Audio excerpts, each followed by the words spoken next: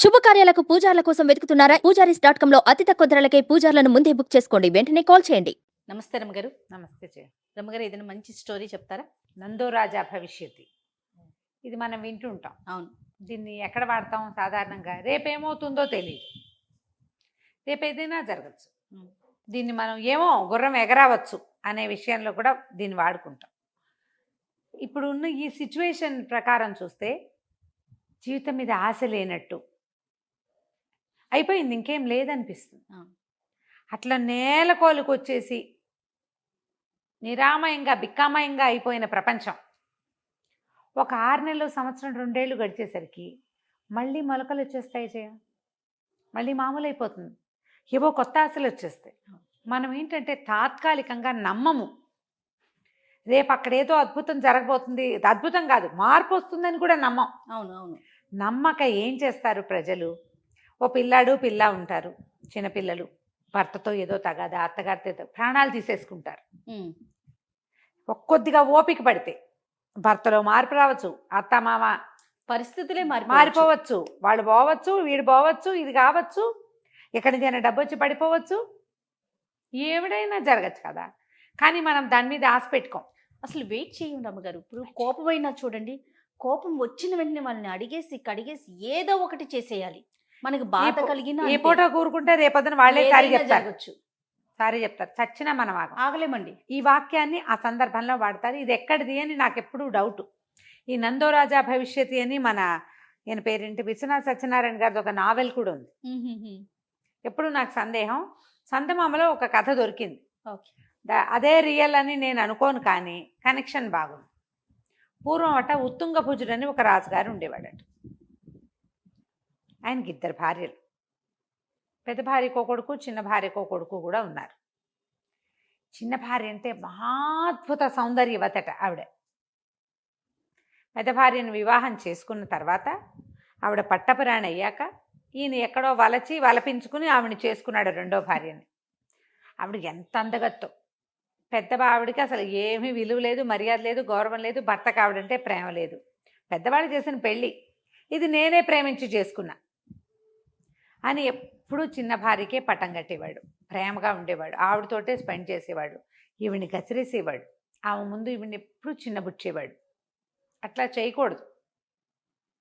ఆవిడ గౌరవం ఆవిడది, నీకు ఈవిడంటే ఇష్టం ఉంటే ఉండొచ్చు కాక, అంతేగా. కానీ అలా బిహేవ్ చేసేవాడు. అయితే చిన్న పిల్లాడైన ఈ పెద్దరాణి గారి కుమారుడి పేరు నందుడు. వాడికి ఆశ్చర్యంగా ఉండేది తండ్రిలో ఉన్న కనపడే ఆ లక్షణం చూస్తే. తనని లక్ష్య పెట్టకుండా తన తమ్ముడిని, పింతల్ని తండ్రి ఎక్కువ లక్ష్య పెడుతున్నాడు అనే విషయం చిన్న మనసులోనే అబ్బాయికి అర్థమయ్యి ఉండేది. అలాగే ఇంకేం చేస్తారు, ఆవిడ దిగులు పడుతూ దుఃఖపడుతూ ఏదైనా పీటల మీద కూర్చోవాల్సి వచ్చినప్పుడు మాత్రం భర్త పక్కన కూర్చుంటూ సరైన గౌరవం లేక అలాగే బాధపడుతూ ఉండేది. పిల్లాడు ఉన్నాడు, పెంచుకుంటూ నలుగురు కోసం అంతే, అలా ఉండేది. అయితే ఇట్లా జరుగుతూ ఉండగా ఏమైందట, ఒక చీరల వర్తకుడు ఒకడు వచ్చాడు. అబ్బో అద్భుతమైన చీరలు తెచ్చాట. ఎంత అద్భుతమైనవో! 1000 వరహాల విలువైన ఒక చీరని చిన్నరాణి గారికి కొన్నారు రాజుగారు వాడి దగ్గర, ఆ వర్తకుడి దగ్గర. వాడు వీడని కూడా వ్యాపారస్తుడు పాపం, ఆయన మంచి మంచి చీరలు తెచ్చాడు. అయితే ఈవిడికి ఆ చిన్నరాణి గారు పరమాద్భుతమైన పింక్ కలర్ చీర, దాని మీద హంసలు ఉన్నాయి, మణులు గుట్టాయి, బంగారపు జరి, ఇవన్నీ విన్నది. తనకు కూడా అలాంటి చీర ఒకటి కొనిపెట్టమని దాసి దాంతో రాజుగారికి కబురు చేస్తుంది. రాజుగారు విసుక్కుని ఏడ్చిందిలే, తన మొహానికి ఉన్నవే చాలు, తన మీద ఏం ఖర్చు పెట్టదలుచుకోలేదన్నానని చెప్పేయి అని దాసీకి చెప్పేశాడు డైరెక్ట్గా. దాసి ఏం చేయాలి, ట్రూ ట్రాన్స్లేషన్ చేయాల్సిందేనా? ఆయన ఏం చెప్పాడో అది ట్రాన్స్లేషన్ అనకూడదు, ట్రూ కాపీ చేయాలి. యథాతథంగా నేనేమన్నానో నువ్వు అలా అనాలి, అంతే అంతే. Very good. దాసి వచ్చి చెప్పేసరికి ఎంత అవమానపడిందో ఆవిడ. చివరికి దాసి దాని ముందు పోయిందే నా పరువు. అంతే. ఎందుకు నాకు ఈ ఆశ, స్త్రీ సహజమైన చీరల ఆశ, సవితికి చేశారు నాకెందుకు చేయకూడదు అనే ఒక దుగ్ధ. ఆడవాళ్ళ కోరికలు ఉండే, పరిస్థితులు ఎలా ఉన్నా సరే బర్త్డేకి, మ్యారేజ్ డేకి గిఫ్ట్లు ఇవ్వలేదని ఫీల్ అవుతూ ఉంటారు.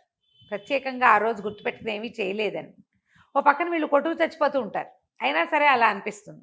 ఆడవాళ్ళకి సహజంగా ఉంటుంది. ఇవిడ చాలా దిగులు పడితే సరే అవమానపడిపోయానని అదని ఇదని సవతి ముందు ఇంత చిన్నబుచ్చుకోవాల్సి వస్తుందని అనిపించలేదని ఏవేవో బాధపడి దాసీది ఒక ఐడియా ఇచ్చిందమ్మా, మనం ఒక పని చేయొచ్చునే, వ్యాపారస్తుని పిలిపిద్దాం, మీకు నచ్చిన అదే డిజైన్లో ఇంకో రంగు చీర ఎంచుకోండి, మరి కాగితం రాసిద్దాం, 6 నెలల తర్వాత తీరుద్దాం బాకీ, అతను మళ్ళీ 6 నెలలకి చీరలు పుచ్చుకొస్తాడు, అప్పుడు ఇద్దాం అంటే ఈవిడంది ఏమే ఇవాళ ఏంది రేపు వస్తుందిటే అమ్మా, ఎట్టా వస్తుంది చెప్పు, చూద్దామమ్మా, ప్రయత్నం చేద్దాము, ఈ లోపల మీ ముచ్చట తీరుతుందా, మీరు చిన్నబుచ్చుకున్న మీ మనసు శాంతపడుతుందా, ఏదైనా జరగచ్చు.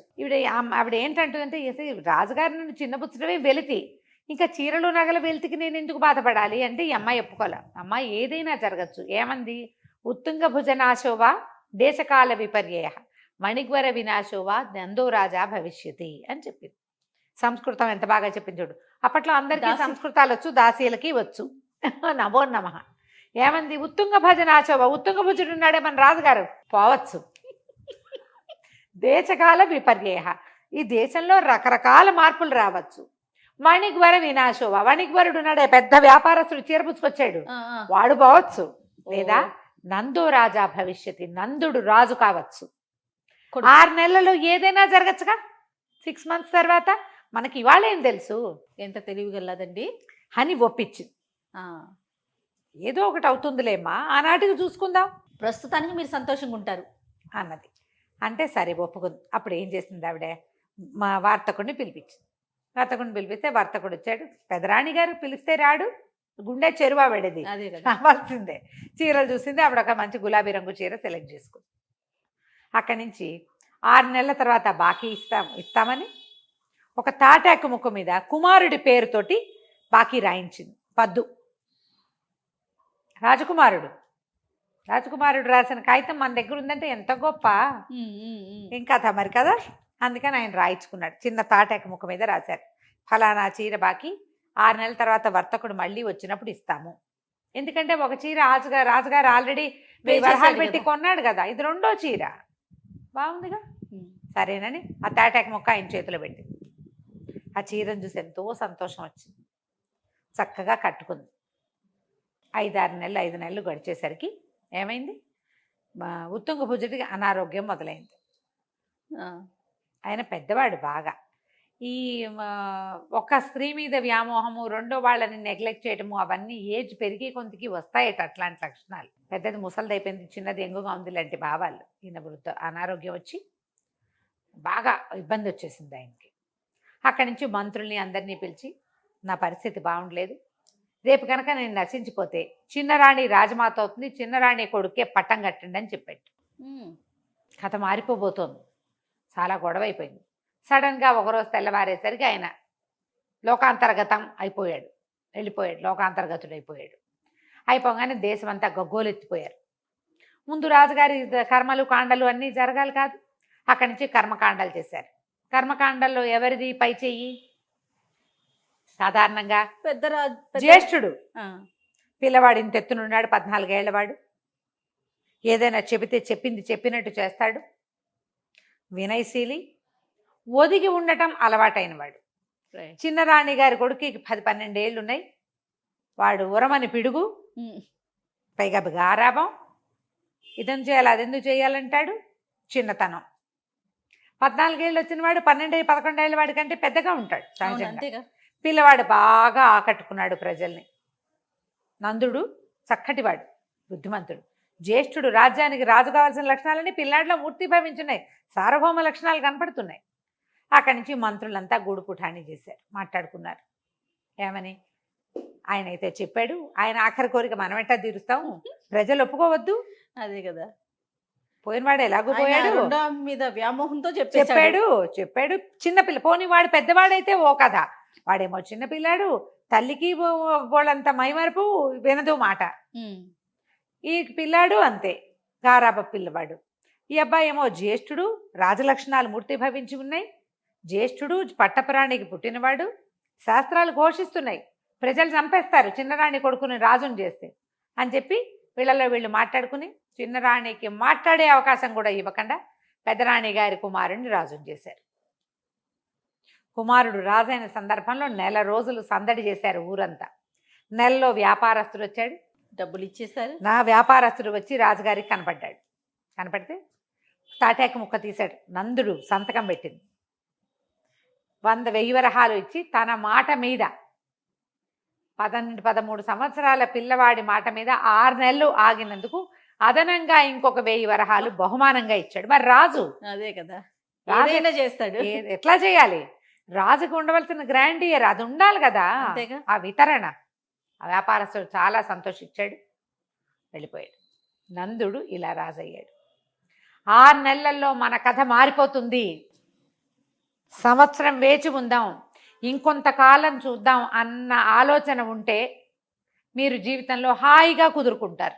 ఈ కథ ఎందుకు చెప్పామంటే ఇది కథగా తీసుకోవద్దు, ఇది మన జీవిత పాఠం. ఎంత కరెక్ట్ పాయింట్ రమ్మగారు. 5 ఏళ్ల క్రితం నేను ఇక్కడ కూర్చుంటానని నాకు తెలీదు అంతే కదా రమ్మగారు. కదా. అవును కదా. మీకు తెలుసా? ఎవరికైనా తెలుసా?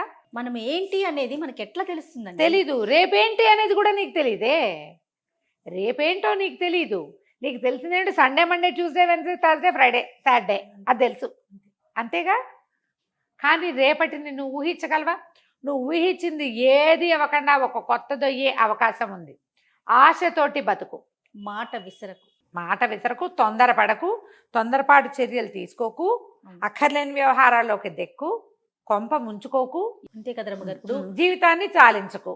ఇది అసలు ప్రధానం కదండి, అది మెయిన్ పాయింటే అది. కాబట్టి ధైర్యంగా ఉండండి. నందో రాజా భవిష్యతి.